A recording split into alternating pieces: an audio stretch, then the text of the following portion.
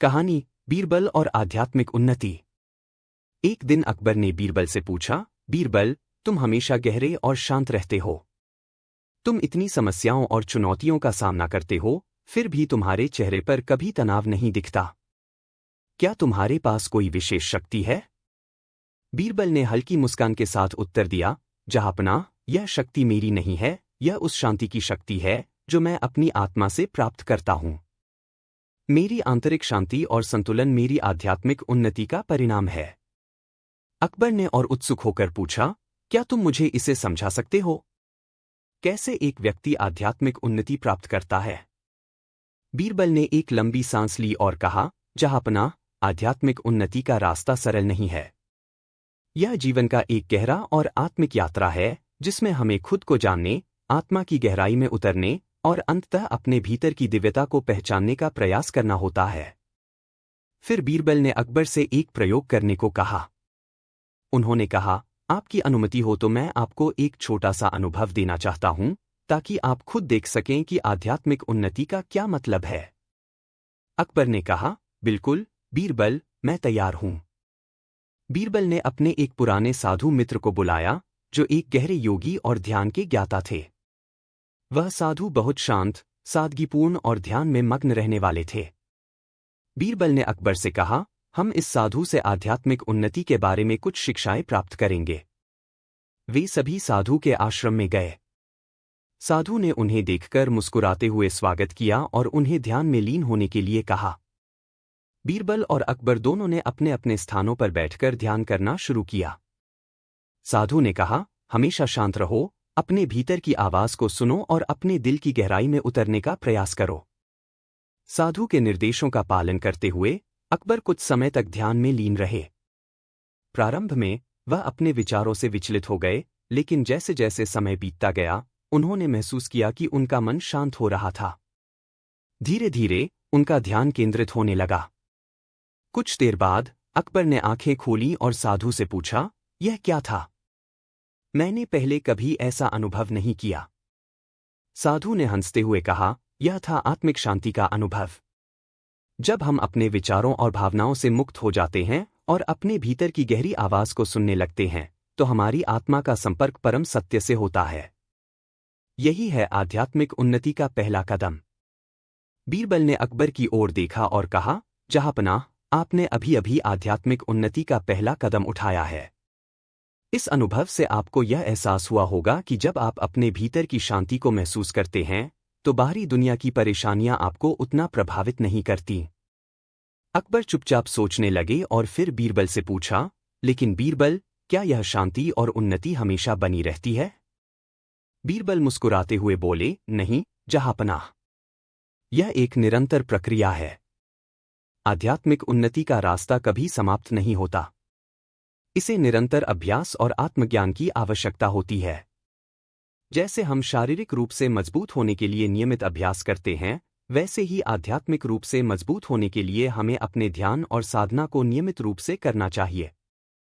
अकबर ने सिर झुका लिया और बीरबल की बातों को गंभीरता से समझने लगे। आध्यात्मिक उन्नति के सिद्धांत। एक आत्मज्ञान आध्यात्मिक उन्नति का पहला और सबसे महत्वपूर्ण कदम आत्मज्ञान है। जब तक हम अपने असली स्वरूप को नहीं पहचानते, तब तक हमें शांति और संतुलन नहीं मिल सकता। बीरबल ने अकबर को यह समझाया कि आत्मज्ञान प्राप्त करने के लिए हमें अपने अंदर झांकना होता है। यह केवल बाहरी दुनिया से नहीं, बल्कि हमारे भीतर से आता है। ध्यान और साधना। जैसे बीरबल ने अकबर को साधु के पास ध्यान करने के लिए भेजा, ध्यान और साधना आध्यात्मिक उन्नति के लिए आवश्यक हैं। नियमित ध्यान से हम अपने विचारों को नियंत्रित कर सकते हैं और हमारे भीतर की आंतरिक शांति को महसूस कर सकते हैं। यह हमें बाहरी तनाव और मानसिक विकारों से मुक्ति दिलाता है। 3 आध्यात्मिक दृढ़ता। आध्यात्मिक उन्नति कभी आसान नहीं होती। यह एक कठिन रास्ता है जिसमें नियमित अभ्यास और दृढ़ता की आवश्यकता होती है। बीरबल ने अकबर को यह समझाया कि हर दिन अपने आंतरिक जीवन पर ध्यान केंद्रित करना आवश्यक है। समय के साथ हमें हमारे मन और आत्मा में संतुलन और शांति मिलती है। 4 आध्यात्मिक गुरु। आध्यात्मिक उन्नति के मार्ग में एक सही गुरु का मार्गदर्शन बहुत महत्वपूर्ण है। गुरु अपने अनुभवों से शिष्य को मार्ग दिखाते हैं और उसे उस रास्ते पर चलने के लिए प्रेरित करते हैं। बीरबल ने अकबर को साधु के पास भेजा जो उन्हें मार्गदर्शन दे सके। 5. सकारात्मक सोच और करुणा। आध्यात्मिक उन्नति में सकारात्मक सोच और करुणा का होना आवश्यक है। हमें अपने आसपास के लोगों के प्रति दया और सहानुभूति रखनी चाहिए। बीरबल का जीवन इसके उदाहरण से भरा हुआ था, क्योंकि वह हमेशा दूसरों की मदद करने के लिए तैयार रहते थे। नैतिक शिक्षा।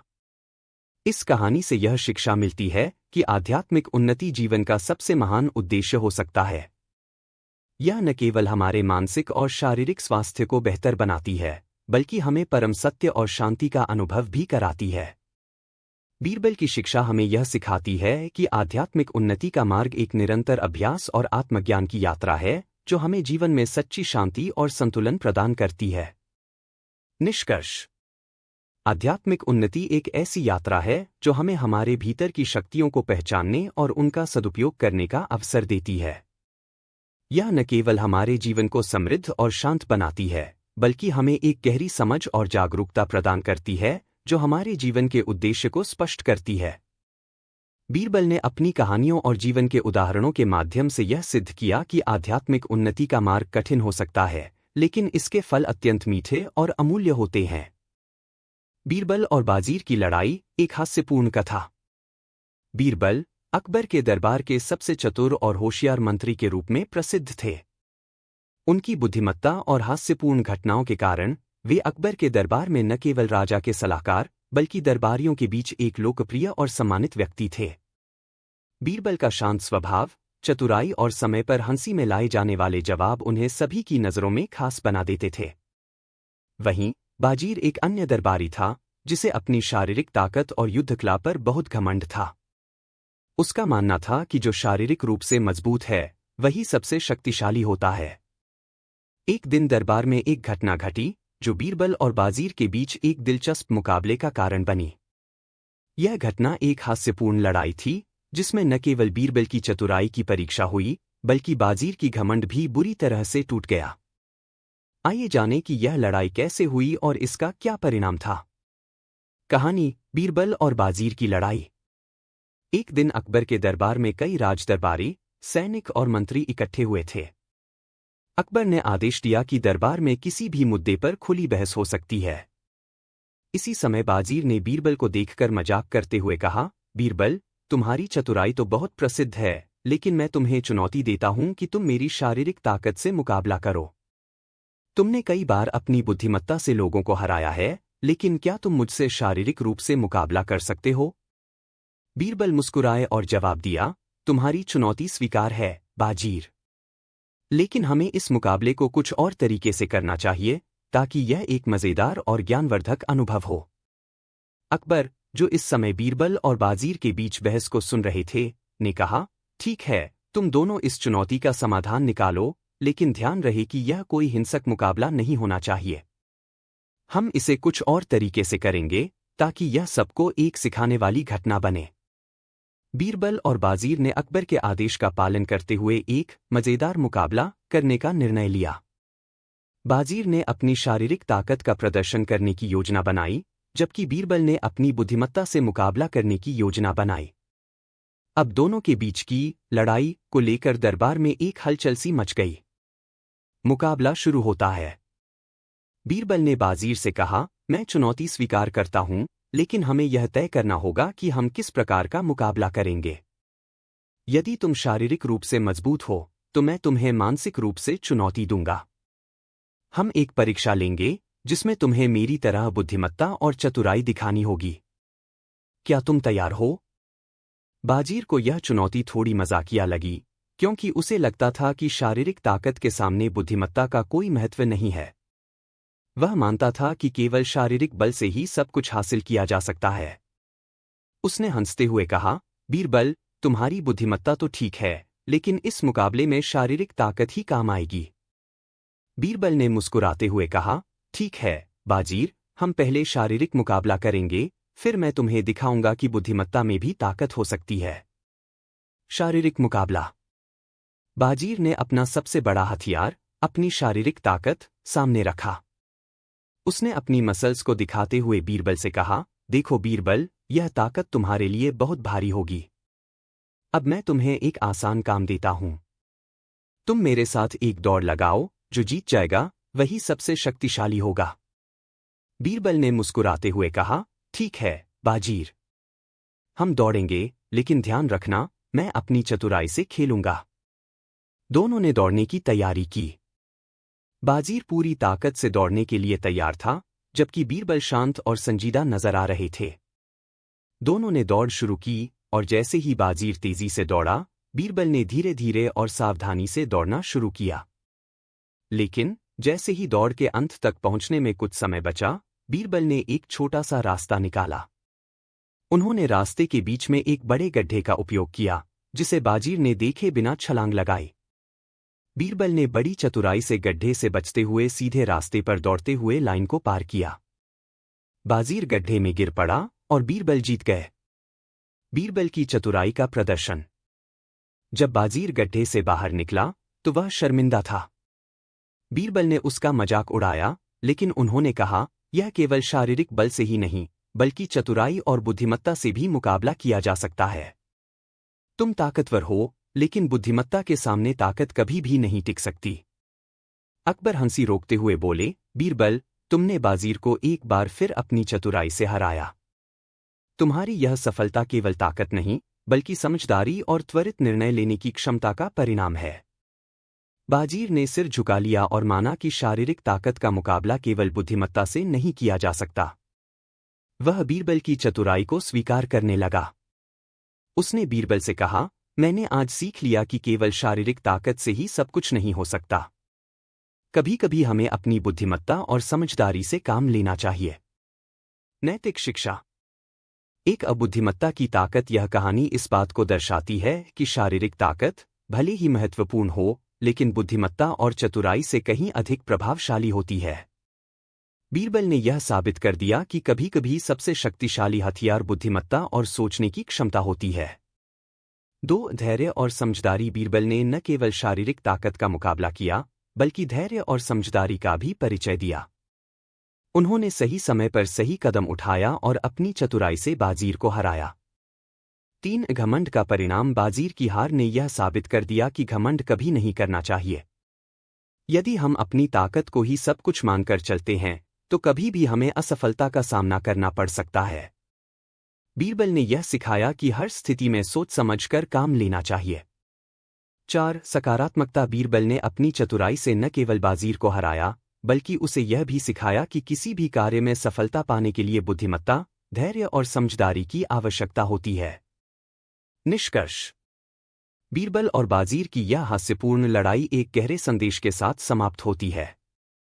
बीरबल ने यह साबित कर दिया कि शारीरिक ताकत के साथ साथ मानसिक बल, धैर्य और चतुराई की भी अहम भूमिका होती है।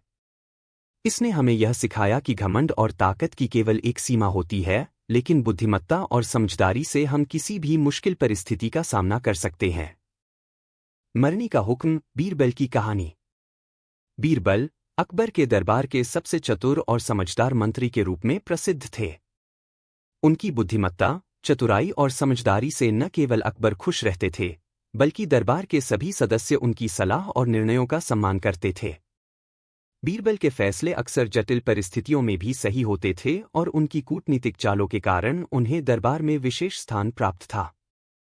यह कहानी उस समय की है जब बीरबल ने अपनी चतुराई से एक बेहद कठिन और जटिल स्थिति को सुलझाया। यह कहानी हमें यह भी सिखाती है कि समय की आवश्यकता और परिस्थिति के अनुसार सही फैसले लेने के लिए कूटनीति, सोच समझ और बुद्धिमत्ता की कितनी बड़ी भूमिका होती है। कहानी मरनी का हुक्म।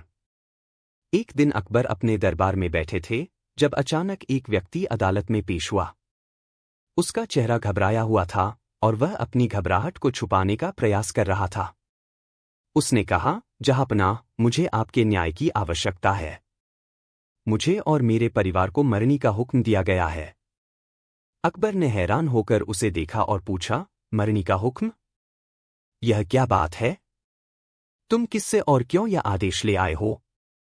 व्यक्ति ने उत्तर दिया, जहांपनाह, हमारे गांव के मुखिया ने मेरे परिवार को मरनी का हुक्म दिया है। वह कहता है कि हमारे परिवार ने कुछ अपराध किए हैं और अब हम सभी को मारा जाएगा। मैं समझ नहीं पा रहा हूं कि हमने कौन सा अपराध किया है। अकबर को यह सुनकर बेहद चिंता हुई। वह हमेशा न्याय का पक्ष लेते थे और उन्हें यह समझ नहीं आ रहा था कि बिना जांचे परखे किसी पर मरने का हुक्म कैसे दिया जा सकता है। उन्होंने बीरबल को बुलाया और कहा, बीरबल, यह बहुत गंभीर मामला है। तुम जाकर इस घटना की जांच करो और हमें बताओ कि यह मरने का हुक्म किस आधार पर दिया गया है। बीरबल ने सिर झुकाया और कहा, जहांपनाह, मैं इस मामले की पूरी जांच करूंगा और आपको सही जानकारी दूंगा। बीरबल की जांच और चाल।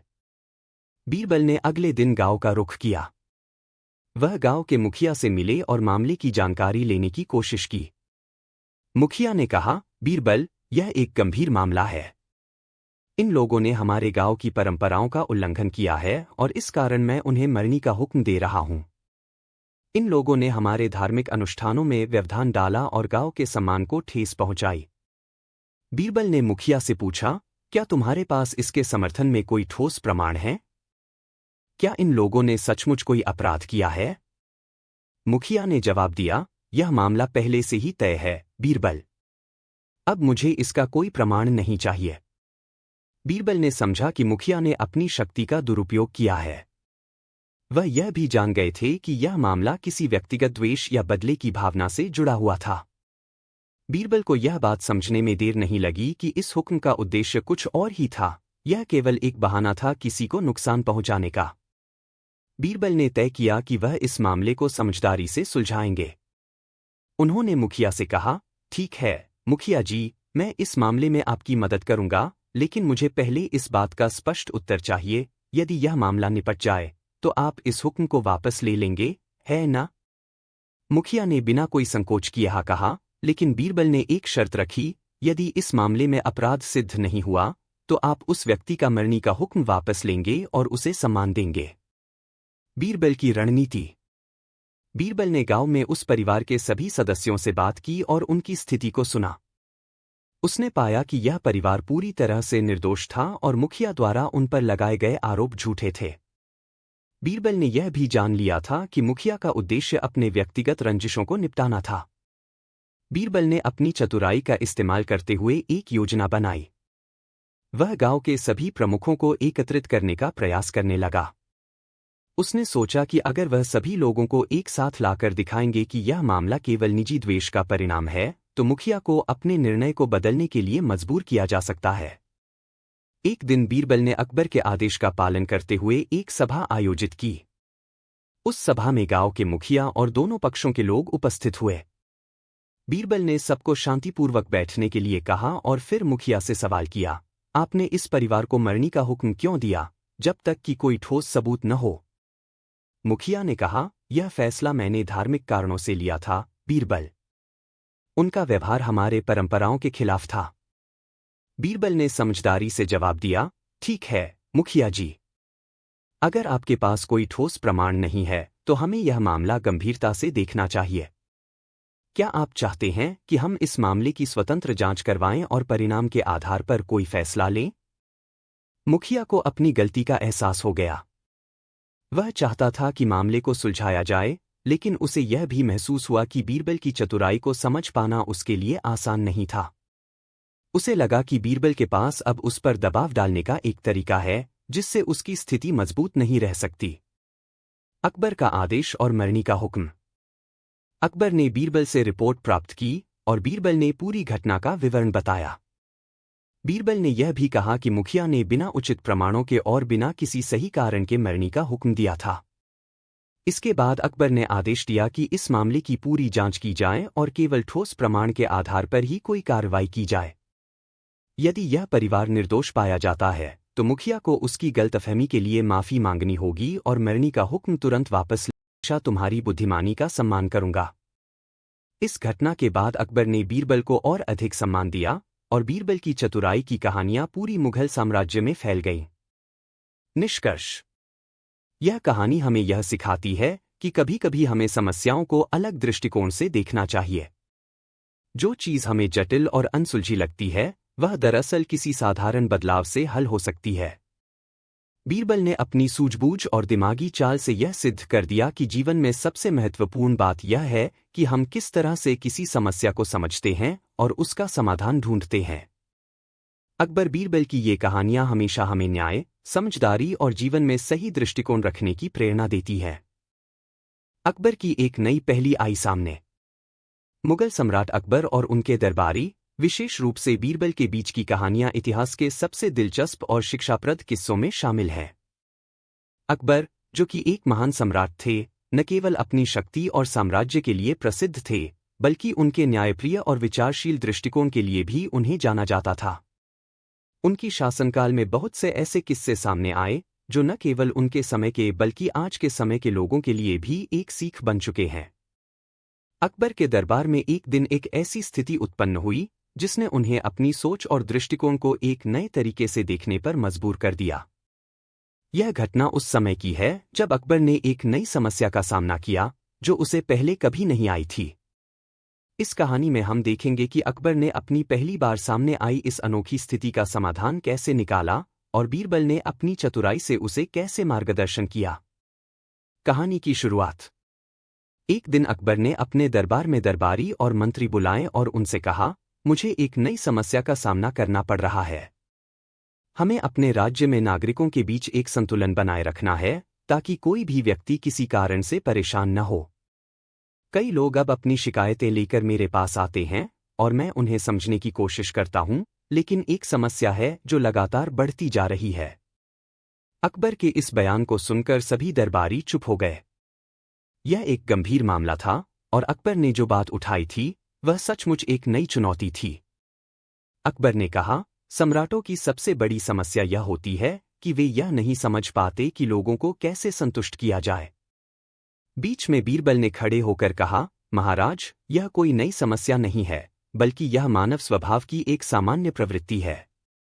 लोग हमेशा अधिक चाहते हैं और जब उनकी इच्छाएं पूरी नहीं होतीं, तो वे असंतुष्ट हो जाते हैं। अकबर ने सहमति में सिर हिलाया, लेकिन उनकी आंखों में एक चिंता थी। वह जानते थे कि केवल शब्दों से इस समस्या का समाधान नहीं हो सकता था। उन्होंने बीरबल से कहा, बीरबल, तुम सही कहते हो। मुझे नहीं पता कि मैं इस समस्या का समाधान कैसे निकालूं। इस पर बीरबल ने एक नई चुनौती प्रस्तुत की। वह बोले, महाराज, अगर आप मुझसे अनुमति दें तो मैं एक प्रयोग करना चाहता हूं जिससे इस समस्या का हल निकल सकता है। बीरबल की योजना। अकबर ने बीरबल की बातों पर विचार करते हुए कहा, बीरबल, तुम जानते हो कि मुझे हमेशा तुम्हारी योजनाओं पर विश्वास है। मुझे बताओ, तुम्हारे दिमाग में क्या है? बीरबल ने कुछ पल सोचा और फिर कहा, महाराज, मैं चाहता हूं कि आप राज्य के विभिन्न हिस्सों में कुछ चिट्ठियां भेजें जिसमें केवल एक सवाल पूछा जाए, आप क्या चाहते हैं? इस सवाल का जवाब आपको हर व्यक्ति से मिलेगा और इससे आपको यह समझने में मदद मिलेगी कि क्या लोग वास्तव में संतुष्ट हैं या नहीं। मैं यह चिट्ठियां इकट्ठा करके आपको फिर से दूंगा। अकबर ने सोचा कि यह एक दिलचस्प विचार है और उन्होंने बीरबल की योजना को मंजूरी दे दी। अगले कुछ दिनों में राज्य के हर कोने में चिट्ठियां भेजी गईं।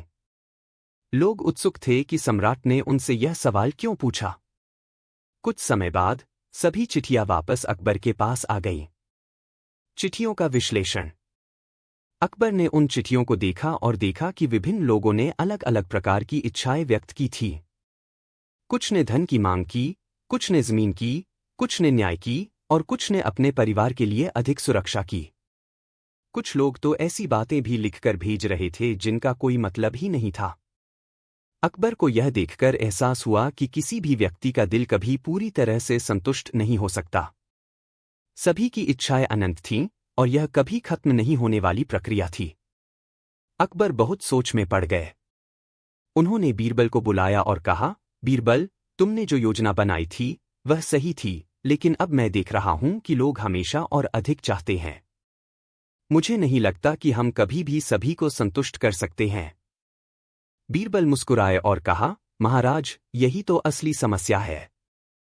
लोग हमेशा अपनी इच्छाओं को पूरा करने के लिए परेशान रहते हैं, लेकिन असल में वे नहीं जानते कि संतुष्टि केवल आत्म साक्षात्कार और समझ से आती है, न कि भौतिक चीजों से। अकबर ने गहरी सांस ली और कहा, लेकिन बीरबल, इस समस्या का समाधान क्या है? बीरबल का समाधान।